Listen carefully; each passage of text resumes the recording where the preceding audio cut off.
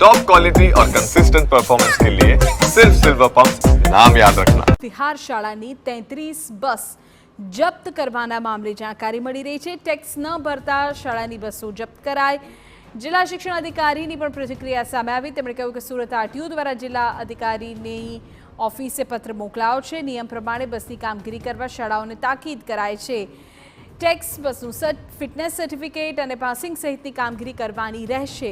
સુરત જિલ્લા શિક્ષણ કચેરી અને આરટીઓ કચેરી સંયુક્ત રીતે આ કાર્યવાહી કરશે। એજન્સીની બસ હશે તો તેઓને શાળા દ્વારા જાણ કરવામાં આવશે।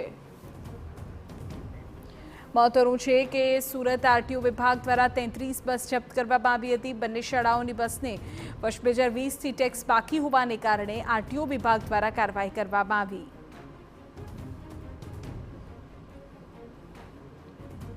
સેફટી રાખવાની હોય કે એનો જે ટેક્સ ભરવાનો હોય સરકારને ટેક્સ ભરવાનું રહેશે, એનું પાસિંગ કરાવવાનું રહેશે। સમયસર જે કંઈ થતું હોય એ બધી જ નિયમ અનુસારની કાર્યવાહી કરી અને આ કર્યા પછી જ વિદ્યાર્થીઓને બેસાડી અને શાળા સુધી લાવવા માટેની કાર્યવાહી કરવામાં આવે એ માટેનું જણાવવામાં આવ્યું છે।